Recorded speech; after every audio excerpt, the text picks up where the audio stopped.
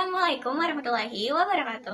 Halo Sobat Pembelajar, perkenalkan saya Nabila Artilia Rahma dengan NPM 170310240016. Saya dari Kesejahteraan Sosial Angkatan 2024 dan juga dari kelompok 0 Kanan. Jadi, pada kesempatan kali ini, saya akan menjelaskan terkait video-video yang sudah Pak Herbal kasih sebagai salah satu pemenuhan ujian tengah semester mata kuliah psikologi untuk pekerjaan sosial.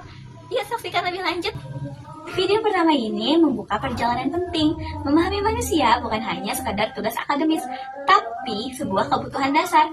Karena apapun yang kita lakukan, mau itu menyusun kebijakan, mendidik anak, atau membangun masyarakat, semuanya berakar pada pemahaman kita tentang manusia.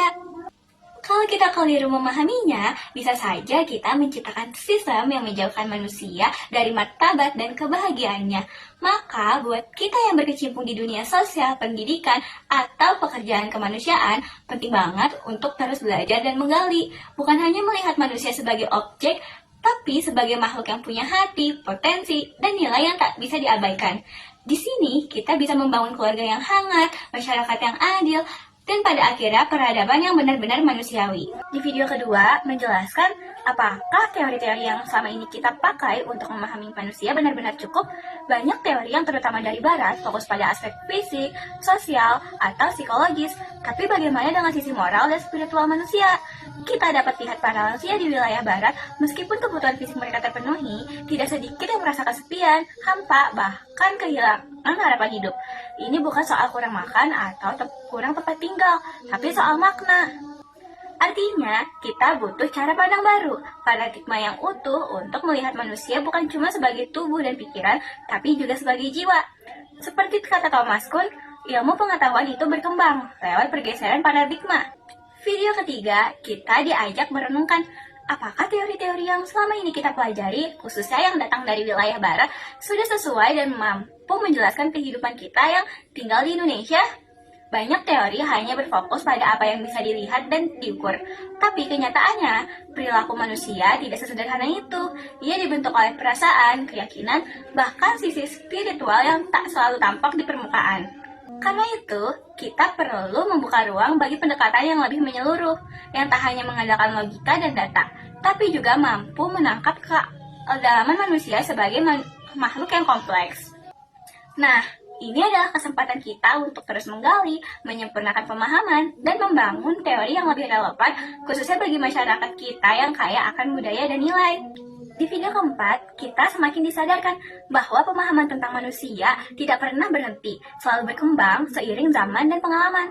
Dulu, ilmu psikologi hanya fokus pada apa yang bisa dilihat, seperti perilaku, respons, dan eksperimen.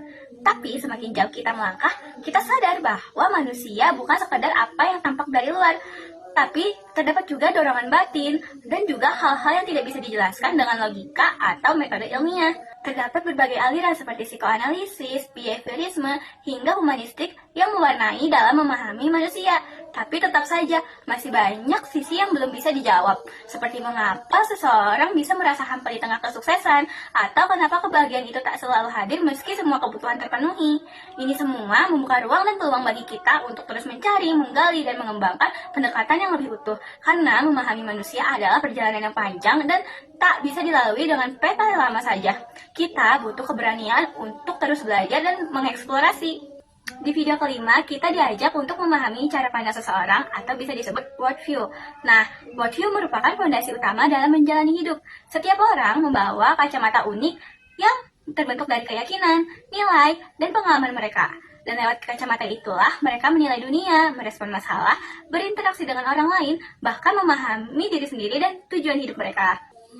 Ketika kita mencoba memahami manusia, kita nggak bisa cuma lihat dari apa yang mereka lakukan, tapi juga harus menyelami bagaimana mereka memaknai hidup. Karena seringkali perilaku yang terlihat dari luar berasal dari cara pandang yang tersembunyi di dalam. Dengan memahami worldview seseorang, kita jadi lebih bisa menghargai perbedaan, lebih empati, dan lebih bijak dalam menjalin hubungan. Ini bukan cuma soal teori, tapi soal bagaimana kita bisa hidup berdampingan dengan lebih manusiawi.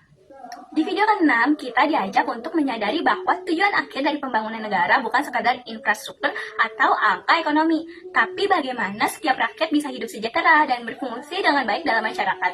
Inilah yang disebut dengan keberfungsian sosial, kemampuan individu, keluarga, dan komunitas untuk memenuhi kebutuhan dasarnya, menjalankan peranan sosialnya, dan tetap kuat menghadapi tantangan hidup. Tentu saja, hal tersebut tidak bisa dicapai dengan sendirian. Dibutuhkan lingkungan yang mendukung, termasuk peran aktif dan negara dan masyarakat untuk menciptakan kondisi yang adil dan manusiawi. Ketika semua pihak berkontribusi, barulah kesejahteraan yang kita impikan ini bisa benar-benar terwujud, bukan hanya di atas kertas, tapi terasa nyata dalam kehidupan sehari-hari. Video ke-7 mengajak kita untuk memahami manusia lebih mendalam, terutama dalam konteks Indonesia, sebuah negara yang kaya akan budaya dan kuat dalam sistem keyakinan.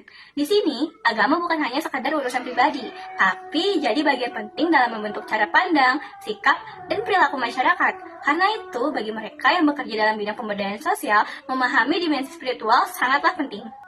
Kita nggak bisa lihat manusia dari sisi fisik, psikologis, atau sosialnya saja. Ada sisi batin yang juga perlu disentuh, sisi yang memberi makna hidup dan harapan, terutama saat dalam menghadapi masalah. Pendekatan yang utuh inilah yang membuat kita bisa benar-benar membantu, bukan sekadar menyelesaikan masalah di permukaan. Dan yang paling penting, kita diajak untuk memegang filosofi dasar, bahwa manusia diciptakan bukan untuk menambah masalah, tapi menjadi bagian dari solusinya. Itulah makna sejati dari profesi yang ingin membangun kehidupan yang lebih manusiawi dan bermakna. Nah, video ke-8 mengajak kita untuk memperluas cara pandang kita memahami manusia. Nggak cuma dari satu perspektif aja, tapi dari perspektif lain yang saling melengkapi. Kita diingatkan bahwa cara kita memahami hidup, ilmu pengetahuan, bahkan perilaku manusia sangat dipengaruhi oleh keyakinan dan pandangan hidup yang kita pegang. Contohnya, dalam konteks masyarakat Indonesia, keyakinan tentang kehidupan setelah mati bukan cuma soal agama, tapi juga membentuk cara seseorang mengambil keputusan dan menjalani hidup. Video ke-9 menjelaskan tentang fitrah. Fitrah adalah keadaan suci dan murni yang dimiliki setiap manusia sejak lahir. Ia merupakan cahaya dan kompas batin yang diberikan oleh Tuhan untuk membimbing manusia menuju kebaikan dan kebenaran. Fitrah mencerminkan kecenderungan alami terhadap nilai-nilai luhur seperti kejujuran, kasih sayang, dan keadilan. Sekian video saya tentang penjelasan seri memahami manusia, psikologi untuk pekerjaan sosial. Semoga penjelasan saya dapat bermanfaat dan mudah dipahami. Sekian, terima kasih. Dadah!